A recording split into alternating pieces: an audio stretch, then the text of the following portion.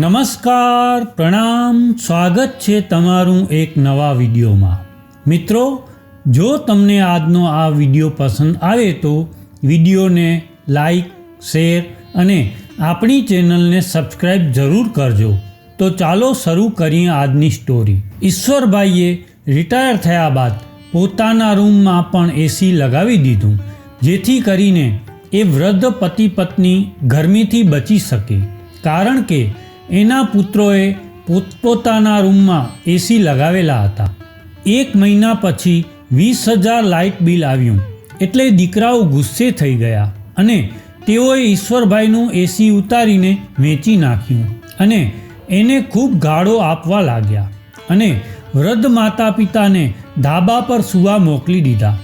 ઉનાળાની ગરમીના લીધે ઈશ્વરભાઈ અને એના પત્ની બીમાર થઈ ગયા, એટલે તેઓ ઘર છોડીને જતા રહ્યા અને બીજા દિવસે દીકરાઓ કામ પર જવા માટે બહાર નીકળ્યા ત્યારે એની આંખો ફાટીને પોળી થઈ ગઈ, કારણ કે ઉનાળાની બપોરે જ્યારે ઈશ્વરભાઈ ઘરે પાછા આવ્યા ત્યારે તેઓ પરસેવાથી પલળી ગયા હતા। ઘરે આવ્યા ત્યારે એની પત્ની સામે બેઠી હતી અને ઈશ્વરભાઈને શ્વાસ ચડી રહ્યો હતો, એટલે એ કહેવા લાગ્યા કે મને થોડું ઠંડુ પાણી પીવડાવ અથવા તો લીંબુ શરબત બનાવી દે, મને આજે ગભરામણ જેવું થઈ રહ્યું છે। આવું સાંભળીને ઈશ્વરભાઈના પત્ની તરત જ ઊભા થયા અને રસોડામાં જઈને લીંબુ શરબત બનાવ્યું અને એને આપી દીધું।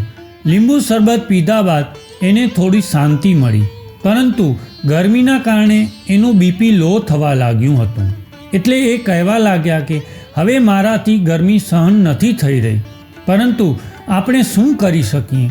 મોંઘવારી પણ એટલી બધી વધી રહી છે અને ખર્ચા એટલા બધા છે કે મહિનો પૂરો થાય એ પહેલાં જ પૈસા પૂરા થઈ જાય છે।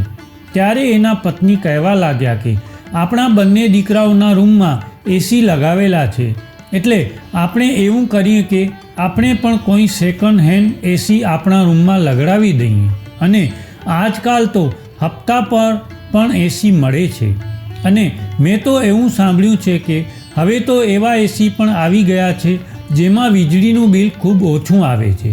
ત્યારે ઈશ્વરભાઈ કહેવા લાગ્યા કે તારી વાત સાચી છે, વાસ્તવમાં મેં એક એફડી મૂકી છે જે આ મહિને પાકવાની છે, એમાંથી 50,000 રૂપિયા આવવાના છે અને એટલામાં એસી આવી જશે। જો 2 રૂમના એસીનું બિલ ભરી શકાય છે તો આ પણ ભરાઈ જશે। આમ પણ બિલ તો મારા પેન્શનમાંથી જ ભરવામાં આવે છે। આવું સાંભળીને ઈશ્વરભાઈના પત્નીએ રાહતનો શ્વાસ લીધો। ઘર ખૂબ મોટું હતું અને બંને દીકરાઓના રૂમ પણ ખૂબ મોટા હતા અને બંને દીકરાઓને માત્ર એક બાળક હતા, પરંતુ દીકરાઓએ પોતપોતાના રૂમમાં 2 ટનના એસી લગાવેલા હતા અને તેઓ રાત દિવસ એસી ચાલુ રાખતા હતા। લગ્ન થયા બાદ તરત જ બંને વહુએ સાસુ સાથે થોડી દૂરી બનાવીને રાખી હતી અને ન તો તેઓએ સાસુ સસરાની કોઈ જવાબદારી લીધી હતી, એ પોતાનું ખાવાનું જાતે જ બનાવતા હતા।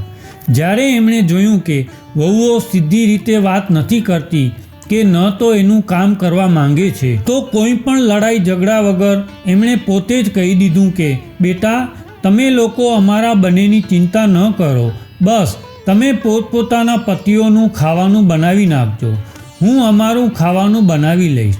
અને ઘરનું વાતાવરણ પણ એટલા માટે સારું હતું, કારણ કે ઈશ્વરભાઈની પત્નીએ ક્યારેય સાસુ બનવાની કોશિશ નહોતી કરી, એટલે એ પોતાનું અને ઈશ્વરભાઈનું ખાવાનું જાતે જ બનાવતા હતા, પરંતુ ઘરનો ખર્ચો ભેગો હતો। વીજળીનું બિલ ઈશ્વરભાઈના પેન્શનમાંથી ભરવામાં આવતું હતું, રાશન પણ એક જ જગ્યાએથી આવતું હતું, એટલે જેને જે રાંધવું હોય એ રાંધી લેતા। પરંતુ ઈશ્વરભાઈને ચોક્કસપણે પોતાના પુત્રો સામે એવી ફરિયાદ રહેતી હતી કે સમગ્ર જીવન દરમિયાન તેઓએ પુત્રોને ઉછેરવામાં ઘણી બધી કુરબાનીઓ આપી છે, પરંતુ એના પુત્રોએ લગ્ન કરીને પોતાની પત્નીઓનો સાથ આપ્યો હતો।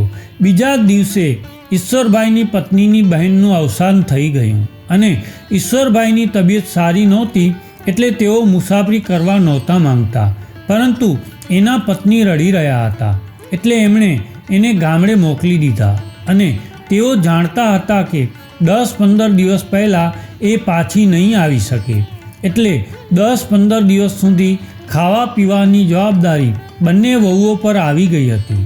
પરંતુ બંનેના મોઢા ચડેલા હતા.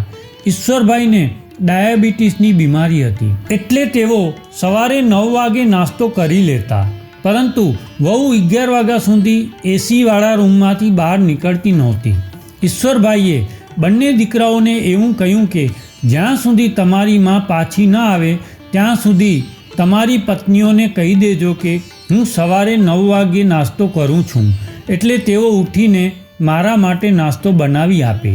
આવું સાંભળીને બંને દીકરાઓ મોઢું બગાડીને પોતપોતાના રૂમમાં જતા રહ્યા. પરંતુ હવે બંને મૂંઝવણમાં મુકાઈ ગયા હતા, કેમ કે તેઓ જાણતા હતા કે પત્નીઓ ધીરજ રાખવાવાળી કે સેવા કરવાવાળી બિલકુલ નથી. બીજા દિવસે સવારે 9 વાગ્યે બંને દીકરાની પત્નીઓ રસોડામાં હાજર હતી અને જોર જોરથી વાસણો પછાડી રહી હતી. ઈશ્વરભાઈ જ્યારે પોતાના રૂમમાંથી બહાર આવ્યા તો વહુઓની બડબડાટ સાંભળી લીધી. મોટી વહુ નાની વહુને કહી રહી હતી કે ડોસી તો બહાનું બનાવીને ગામડે જતી રહી છે અને આ મુસીબત આપણા ગળે બાંધતી ગઈ છે. ત્યારે નાની વહુ કહેવા લાગી કે એક તો આ ડોસાના વધારે પડતા નખરા છે, એને 9 વાગે નાસ્તો જોઈએ, બપોરનું ખાવાનું 1 વાગે જોઈએ અને સાંજે 4 વાગે ચા જોઈએ. એક તો બાળકો આખી રાત સૂવા નથી દેતા અને સવારે ઉઠો તો આ મહારાજા માટે નાસ્તો બનાવવાનો. વહુઓની આવી વાતો સાંભળીને ઈશ્વરભાઈનું મન ઉદાસ થઈ ગયું, કેમ કે તેઓ ઉઠે એ પહેલાં જ એની પત્ની એની સામે નાસ્તો મૂકી દેતી. નાસ્તામાં એ સાબુદાણા લેતા હતા, પરંતુ ખાંડ વગરના અને ચા પણ ખાંડ વગરની પીતા હતા. પરંતુ વહુએ બેકરીના બિસ્કિટ અને 1 કપ ચા બનાવીને ટેબલ પર મૂક્યો હતો. ઈશ્વરભાઈએ ચાનો પ્રથમ ઘૂંટ માર્યો ત્યારે ખબર પડી કે વહુએ ચામાં ખાંડ નાખેલી છે, એટલે એણે ચા ના પીધી અને ઊભા થઈને રસોડામાં ગયા અને જોયું તો આખું રસોડું વેરવિખેર પડેલું હતું. જોકે એની પત્નીને ખૂબ જ ચોખ્ખાઈ અને સફાઈ પસંદ હતી, પરંતુ વહુઓ એની ઈચ્છા હોય તો કામ કરતી અને ક્યારેક ક્યારેક તો એવું પણ બનતું કે બંનેમાંથી કોઈ પણ વહુ ખાવાનું પણ નહોતી બનાવતી અને બંને પુત્રો એની મા પાસે ખાવાનું બનાવડાવતા હતા અને ઈશ્વરભાઈના પત્ની બિચારા ચૂપ રહીને બાળકોને પણ ખાવાનું ખવડાવતા હતા અને તાજી રોટલીઓ બનાવીને આપતા હતા. આખી જિંદગી એણે ઈશ્વરભાઈને તાજી રોટલી બનાવીને ખવડાવી હતી અને કદાચ રાત્રે બનાવેલી રોટલી વધી રહેતી તો એ પોતે સવારે ઉઠીને ખાઈ લેતા, પરંતુ એણે ક્યારેય પણ ઈશ્વરભાઈને રાતની વધેલી રોટલી નહોતી આપી. પત્ની અને વહુ તરીકેની જે ફરજ એની પત્નીએ નિભાવી હતી, બિલકુલ વિપરીત વહુઓ કામચોર હતી. ઈશ્વરભાઈએ રસોડાની વેરવિખેર હાલત જોઈ અને રાતના દુર્ગંધવાળા વાસણો જોયા. એનાથી તો એને ખૂબ દુઃખ થવા લાગ્યું અને એમણે ફ્રીજમાંથી બ્રેડ લઈને માખણ લગાવીને ખાઈ લીધી અને પાણી પીને પોતાના રૂમમાં આવી ગયા. આજે એને પોતાની પત્નીની ખૂબ જ યાદ આવી રહી હતી, પરંતુ દુઃખની વાત એ હતી કે તેઓ એને બોલાવી પણ નહોતા શકતા. બપોરનું ખાવાનું પણ એને વાસી આપવામાં આવ્યું હતું. રાતની રોટલી અને રાતનું જ શાક હતું. એક તો ખૂબ ગરમી હતી અને ગરમીના કારણે ફ્રીજે કામ કરવાનું બંધ કરી દીધું હતું, એટલે શાક પણ ખરાબ થઈ ગયું હતું અને એમાંથી દુર્ગંધ આવી રહી હતી. ત્યારે ઈશ્વરભાઈ એવું વિચારી રહ્યા હતા કે આજ સુધી આ 34 વર્ષમાં મારી પત્નીએ મને ક્યારેય વાસી રોટલી નથી ખવડાવી અને વાસી શાક જોઈને તેઓ પરેશાન થવા લાગ્યા. એટલે એમણે રોટલી ત્યાં જ મૂકી દીધી અને વહુને કહેવા લાગ્યા કે મને 1 ગ્લાસ દૂધ આપી દે, મારે આ રોટલી નથી ખાવી. ત્યારે વહુ કહેવા લાગી કે પિતાજી, હમણાં તમારા નખરા ઘણા વધી ગયા છે. મેં તો હમણાં જ રોટલી અને શાક આપ્યું અને હવે તમે દૂધ માંગી રહ્યા છો. ઈશ્વરભાઈ આવું સાંભળીને ખૂબ ગુસ્સે થઈ ગયા અને કહેવા લાગ્યા કે વહુ, શું તું તારા પિયરમાં તારા પિતાને આવું ખાવાનું ખવડાવતી હતી? આ રોટલી તો જો, આમાંથી કેટલી દુર્ગંધ આવી રહી છે. પરંતુ ઈશ્વરભાઈના પત્ની એવું કહીને ગયા હતા કે વહુ સાથે વધારે મગજમારી ન કરતા, એટલે ઈશ્વરભાઈ શાંત થઈ ગયા. અને આટલું સાંભળીને વહુનું મોઢું ફૂલી ગયું અને એનો ચહેરો લાલ પીળો થઈ ગયો અને કહેવા લાગી કે પિતાજી, તમારે તાજું ખાવાનું ખાવું હોય તો માજીને બોલાવી લ્યો. અમારી પાસે તમારા આવા નખરા નહીં ચાલે. તમારે તો રોજ રોજ નવું નવું ખાવું હોય. અમારે એવી નવરાઈ નથી કે અમે તમારા નખરા સહન કરતા રહીએ. તમે તો એવી રીતે નખરા કરી રહ્યા છો જાણે કે આખા ઘરનો ખર્ચો તમે ઉપાડી રાખ્યો હોય. મોટી વહુએ જરા પણ સંકોચ રાખ્યા વગર ઘણી બધી વાતો કહી દીધી અને એ પોતાના રૂમમાં જતી રહી. ઈશ્વરભાઈનો પૌત્ર દરવાજે ઊભો રહીને આ બધું જોઈ રહ્યો હતો. આ સમયે એ 8 વર્ષનો હતો. ત્યારે ઈશ્વરભાઈએ પોતાની આંખોમાંથી આવતા આંસુને સાફ કર્યા અને તેનો પૌત્ર ઝડપથી રસોડામાં ગયો અને ફ્રીજમાંથી એક ગ્લાસ દૂધ લઈને દાદા પાસે મૂકી દીધું. લ્યો અને કહેવા લાગ્યો કે દાદા, આ દૂધ પી લ્યો. પોતાના પૌત્રને જોઈને ઈશ્વરભાઈને એના પર ખૂબ પ્રેમ આવ્યો અને એને પકડીને પોતાના ખોળામાં બેસાડી દીધો અને એને વહાલ કરવા લાગ્યા અને કહેવા લાગ્યા કે બેટા, મારું લોહી છે એટલે તારાથી સહન ન થયું કે દાદાજી ભૂખ્યા બેઠા છે. ત્યારે પૌત્ર પણ દાદાની છાતીએ વળગી ગયો અને કહેવા લાગ્યો કે દાદા, તમે ચિંતા ન કરો. જ્યારે મારી મમ્મી વૃદ્ધ થશે ત્યારે હું પણ મારી પત્નીને એવું કહીશ કે મમ્મીને વાસી ખાવાનું આપ. પૌત્ર જાણે કે એના દાદાને ખુશ કરવા માંગતો હોય એટલે રમેશભાઈના ચહેરા પર સ્મિત આવી ગયું. આમ પણ બાળકોની વાતો એવી જ હોય છે કે કોઈ પણ વ્યક્તિને આનંદિત કરી દે છે. હવે સાંજ પડી એટલે દીકરાઓ પણ ઘરે આવી ગયા અને ખાવાનું ડાઇનિંગ ટેબલ પર મૂકવામાં આવ્યું. આજે તો કંઈક વિચિત્ર શાક બનાવેલું હતું. જો કે મટર પનીર બનાવવામાં આવ્યું હતું, પરંતુ પનીરમાં ડુંગળી તરતી હોય એવું લાગી રહ્યું હતું. આવું જોઈને ઈશ્વરભાઈ કહેવા લાગ્યા કે આ શું બનાવ્યું છે? દીકરા, તારી માએ આવું ખાવાનું તમને ક્યારે ખવડાવ્યું છે? અરે, તમારી પત્નીઓ તો સ્ત્રીના નામ પર કલંક છે. ત્યારે દીકરો કહેવા લાગ્યો કે પિતાજી, એટલું પણ ખરાબ નથી બન્યું. એણે એ જ મટર પનીર પોતાની થાળીમાં નાખ્યું અને પુત્ર સાથે ખાવા લાગ્યો અને કહેવા લાગ્યો કે જુઓ પિતાજી, મારી માને સારું ખાવાનું બનાવતા આવડતું હતું અને ઘરને સાફ સુથરું રાખતા આવડતું હતું, કારણ કે એ ભણેલી ગણેલી નહોતી. પરંતુ અમારી પત્નીઓ તો આજકાલની મોડર્ન છોકરીઓ છે અને હાઈ એજ્યુકેશન મેળવી લે એટલે એને ઘરના કામકાજ અને સારી રીતભાત શીખવાનો સમય ન મળે, એટલે અમે પણ એની સાથે એડજસ્ટ કરીને રહીએ છીએ. ત્યારે ઈશ્વરભાઈ કહેવા લાગ્યા કે સારું શિક્ષણ મેળવ્યું છે તો એને પોતાના બાપ સમાન સસરા સામે જીભ ચલાવતા કેમ આવડે છે? સારું શિક્ષણ તો સારી વાતો શીખવે છે. આના કરતાં તો તારી અભણમાં સારી હતી. એ આજ સુધી ક્યારે મારા માતા પિતા સામે એક શબ્દ પણ નથી બોલી કે ન ક્યારે મને આવું ખાવાનું ખવડાવ્યું છે. લગ્ન પહેલાં તો તમારા બંને ભાઈઓના ઘણા બધા નખરા હતા.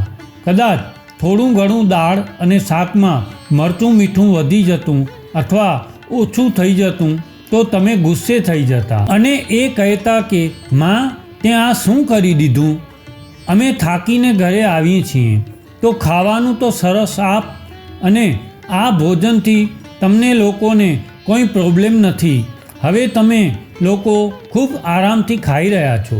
આટલું કહીને તેઓ ખુરશી પાછળ કરીને ટેબલ પરથી ઊભા થઈ ગયા અને કહેવા લાગ્યા કે દીકરા, જમ્યા બાદ મને બજારમાંથી દહીં લાવી આપ. હું દહીં સાથે રોટલી ખાઈ લઈશ.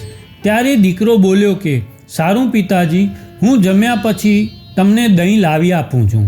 બીજું કંઈ જોઈતું હોય તો અત્યારે જણાવી દો. એટલે ઈશ્વરભાઈ કહેવા લાગ્યા કે સવારે નાસ્તામાં મને બ્રેડ અને સાદું દૂધ જોઈએ છે, એટલે બ્રેડ પણ લેતો આવજે અને તમારી પત્નીઓને કહી દેજે કે એના રૂમમાં બેસી રહે. મારે કોઈ જરૂર નથી મારો નાસ્તો બનાવવાની.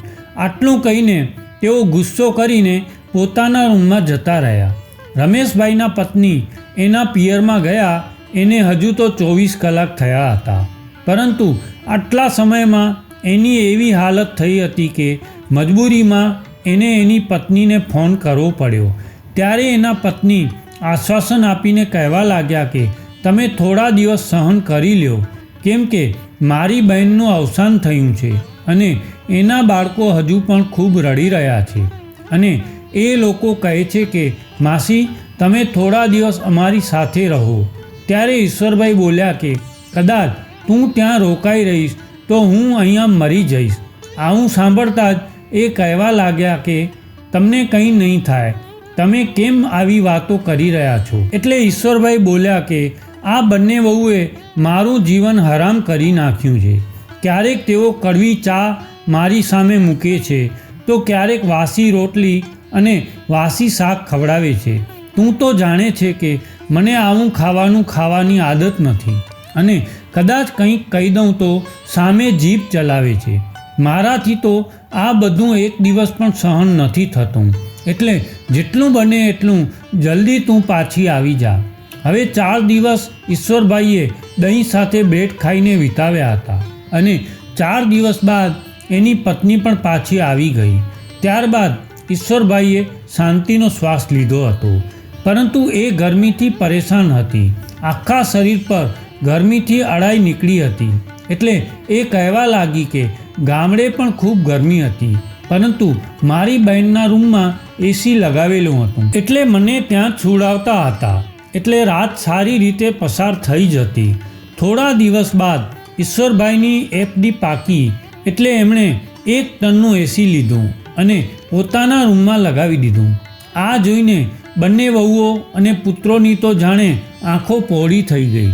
હવે એસી ચાલુ થયું એટલે ઈશ્વરભાઈ અને એના પત્ની ખૂબ ખુશ થયા અને રાત્રે બંને પુત્રો એની રૂમમાં આવીને કહેવા લાગ્યા કે પિતાજી તમે અમને કહ્યું પણ નહીં કે તમે પણ એસી લગાવવા માંગતા હતા. ત્યારે ઈશ્વરભાઈ કહેવા લાગ્યા કે મેં તમને બંનેને કહ્યું હતું, પરંતુ તમે બંને વાત પર ધ્યાન જ ન આપ્યું અને મેં એક એફડી કરાવેલી હતી જે આજે પાકી ગઈ હતી એટલે એસી લઈ લીધું. અમે બંનેએ તો તમારી પરવરિશ કરવામાં આખું જીવન વિતાવી દીધું છે અને અમે એવું વિચારતા હતા કે બાળકોને સારી નોકરી મળી જશે તો અમારા દિવસો સુધરી જશે, પરંતુ કદાચ તમે બંને હજુ સુધી અમારી વાત નથી સમજી શક્યા. ત્યારે જ ઈશ્વરભાઈના પત્ની કહેવા લાગ્યા કે બેટા તારા પપ્પાની એફડી પાકી હતી અને ગરમીના કારણે અમને શરીરમાં ફોડલા થવા લાગ્યા હતા, એટલે મારા કહેવાથી જ એમણે એસી લગાવ્યું છે અને હવે અમારા શરીર પણ વૃદ્ધ થઈ ગયા છે એટલે વધારે તકલીફ સહન નથી થતી. હવે બંને દીકરાઓ કંઈ પણ બોલ્યા વગર રૂમમાંથી બહાર નીકળી ગયા. ત્યારબાદ ઈશ્વરભાઈ અને એના પત્ની ખૂબ કરકસર કરીને એસી ચલાવતા હતા જેથી કરીને લાઇટ બિલ ઓછું આવે, પરંતુ વહુએ ક્યારેય આ બાબતનું ધ્યાન નહોતું રાખ્યું. વહુએ તો 24 કલાક એસી ચાલુ રાખતી હતી અને એ વાતથી પણ ઈશ્વરભાઈને કંઈ વાંધો નહોતો. પરંતુ 1 મહિનો વીત્યા બાદ જ્યારે 20,000 બિલ આવ્યું તો દીકરાઓએ હોબાળો મચાવી દીધો અને કહેવા લાગ્યા કે પિતાજી તમે જોઈ રહ્યા છો આ મહિને આપણા ઘરનું લાઇટ બિલ કેટલું બધું આવ્યું છે. ત્યારે ઈશ્વરભાઈને ખૂબ ગુસ્સો આવતો હતો, કારણ કે સામાન્ય રીતે દર મહિને 15-16 હજારનું બિલ તો આવતું હતું અને એ બિલ એના પેન્શનમાંથી જ ભરવામાં આવતું હતું. એટલે તેઓ કહેવા લાગ્યા કે 20,000 બિલ આવ્યું છે તો શું થઈ ગયું? હવે ઘરમાં 3 એસી ચાલશે તો આટલું બિલ તો આવશે ને. એટલે દીકરો કહેવા લાગ્યો કે આટલું બધું બિલ આવશે તો કોણ ભરશે? ત્યારે રમેશભાઈ બોલ્યા કે દીકરા આમ પણ પહેલાંથી જ મારા પેન્શનમાંથી લાઇટ બિલ ભરવામાં આવી રહ્યું છે અને કદાચ 5,000 વધારે આવ્યું છે અને તું નાખી દે તો શું વાંધો આવશે? ત્યારે દીકરો કહેવા લાગ્યો કે પિતાજી મારે એવી કોઈ લોટરી નથી લાગી કે 5,000 બિલ ભરી શકું. ખૂબ મુશ્કેલીથી ઘરના ખર્ચા પૂરા થાય છે અને મારો દીકરો મોંઘી સ્કૂલમાં ભણી રહ્યો છે, એટલે આટલું બધું બિલ તો હું નહીં ભરી શકું. એટલે ઈશ્વરભાઈ બોલ્યા કે હું છેલ્લા ઘણા વર્ષોથી મારા પેન્શનમાંથી તમારા બંનેના રૂમના એસીનું બિલ ભરી રહ્યો છું અને હું ખુદ ગરમી સહન કરતો રહ્યો છું અને હવે જ્યારે મારો વારો આવ્યો તો તમે લોકો આટલું નહીં કરી શકો? દીકરા, હવે તમારો ખર્ચો તમે ખુદ ઉઠાવતા શીખો અને વીજળીનું બિલ પણ તમે પોતપોતાનું ભરી દેજો. હું મારું બિલ ભરી દઈશ. અને બાકી રહી રાશનની વાત, તો મારું પેન્શન 20,000 આવે છે, એટલે એનાથી જ હું મારું અને મારી પત્નીનું ગુજરાન ચલાવી લઈશ. આટલું સાંભળતા જ દીકરાઓ ભડકી ગયા અને કહેવા લાગ્યા કે પિતાજી, આવું કરવું હોય તો તમે તમારા ઘરની વ્યવસ્થા પણ અલગ કરો અને અહીંથી જવાની તૈયારી કરો. આવું સાંભળીને ઈશ્વરભાઈને ખૂબ ગુસ્સો આવી ગયો અને એ કહેવા લાગ્યા કે હું મારું ઘર છોડીને શા માટે જાઉં? ત્યારે બંને દીકરાઓ ગુસ્સો કરીને પિતાજીને મારવા માટે આગળ વધ્યા. એટલે ઈશ્વરભાઈની પત્નીએ કહ્યું કે અરે નાલાયકો, તમને શરમ નથી આવતી? તમારા બાપને મારવા આવી રહ્યા છો? ત્યારે દીકરાઓએ માને પણ ધક્કો મારી દીધો, એટલે એ બિચારી જમીન પર પડી ગઈ. ત્યારબાદ પિતાનો હાથ પકડીને એક લાફો મારી દીધો અને કહેવા લાગ્યા કે આ ઘર તમારું એકલાનું નથી, અમારું પણ છે, એટલે અમારી સાથે માથાકૂટ કરવાની કોશિશ નહીં કરતા અને અમે આટલું બધું બિલ નહીં ભરી શકીએ અને તમારી એફડી પાકી હતી તો એ પૈસા અમને આપવા જોઈએ. અમે આમ પણ ઘરના ખર્ચાઓથી ખૂબ પરેશાન છીએ. ત્યારે નાનો દીકરો કહેવા લાગ્યો કે ભાઈ, એ બધું રહેવા દે અને ચાલ આ એસી ઉતારી લે અને એને વેચી નાખીએ. આમ પણ નવું એસી છે એટલે આસાનીથી વેચાઈ જશે અને આ બંનેને પતરાવાળા રૂમમાં નાખી દઈએ. આ વૃદ્ધ ડોસા ડોસી બાકીનો સમય ત્યાં રહીને વિતાવશે તો સારું રહેશે. ત્યારબાદ બંને દીકરાઓએ એનો સામાન પતરાવાળા રૂમમાં નાખી દીધો, જ્યાં ન તો પંખો હતો કે ન લાઇટ હતી, અને એવું કહ્યું કે તમે ઉપર જઈને સૂઈ જાઓ, અમે આ એસી ઉતારીને વેચી નાખશું. ત્યારે ઈશ્વરભાઈ અને એના પત્ની ખૂબ રડવા લાગ્યા. પોતાના સંતાનો માટે બલિદાન આપતા આપતા વૃદ્ધાવસ્થામાં પહોંચી ગયા હતા. હવે એને શાંતિથી પોતાનું જીવન જીવવાનો સમય હતો, પરંતુ એના સંતાનો એ તો એનું જીવન મુશ્કેલ બનાવી દીધું હતું. હવે બંને પતિ પત્ની ઉદાસ થઈને ઉપર ગયા તો ખૂબ ગરમી હતી અને નીચેના આખા ઘર પર બંને દીકરાઓએ કબજો કરી લીધો હતો અને એના રૂમને પણ તાળું મારી દીધું હતું, જેથી તેઓ ક્યારેય એના રૂમમાં ન આવી શકે. 2 દિવસ બાદ રાત્રે બંને પતિ પત્ની ઘરમાંથી નીકળી ગયા અને જ્યારે બંને પુત્રોએ જોયું કે એના માતા પિતા ઘર છોડીને નીકળી ગયા છે તો એને કોઈ પણ પ્રકારનો ફરક ન પડ્યો, પરંતુ તેઓ તો ખુશ થયા કે હવે આખા ઘર પર કબજો કરી શકશું.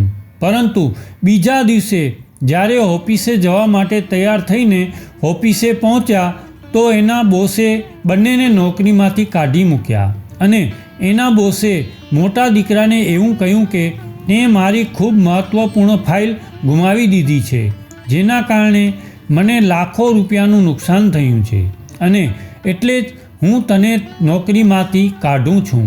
ત્યારબાદ નાના દીકરાને એવું કહ્યું કે મેં તને પૈસાની હેરાફેરી કરતા જોયો છે. આવું કહીને એને પણ નોકરીમાંથી કાઢી મૂક્યો. હવે બંને ભાઈઓએ નોકરી ગુમાવી દીધી હતી, કારણ કે એણે એના માતા પિતાનું દિલ દુભાવ્યું હતું, એટલે આવું થવાનું જ હતું. હવે બંને રડતા રડતા પાછા ઘરે આવી ગયા.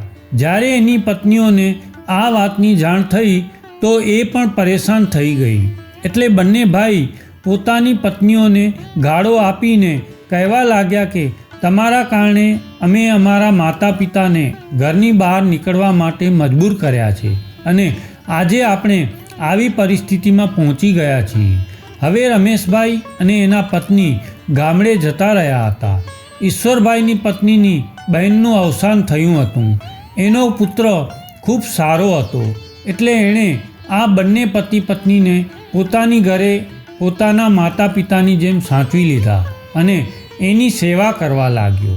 ત્યારબાદ ઈશ્વરભાઈ ક્યારેય શહેરમાં ન ગયા, પરંતુ એના દિલમાંથી પોતાના સંતાનો માટે હંમેશા બદદુઆ નીકળતી રહી. આ બાજુ એના બંને દીકરાઓની પરિસ્થિતિ એટલી બધી ખરાબ થઈ ગઈ કે એનું ઘર પણ વેચાઈ ગયું અને પોતાની પત્નીઓ સાથે એના પિયરમાં રહેવા મજબૂર થયા અને હંમેશા એના સાસરિયાના લોકોના મેણાં ટોણાં સાંભળતા રહ્યા.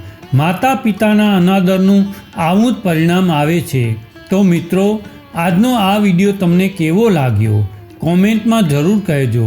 અને જો વિડીયો પસંદ આવ્યો હોય તો વિડીયોને લાઈક, શેર અને આપણી ચેનલને સબસ્ક્રાઈબ જરૂર કરજો. જય શ્રી કૃષ્ણ.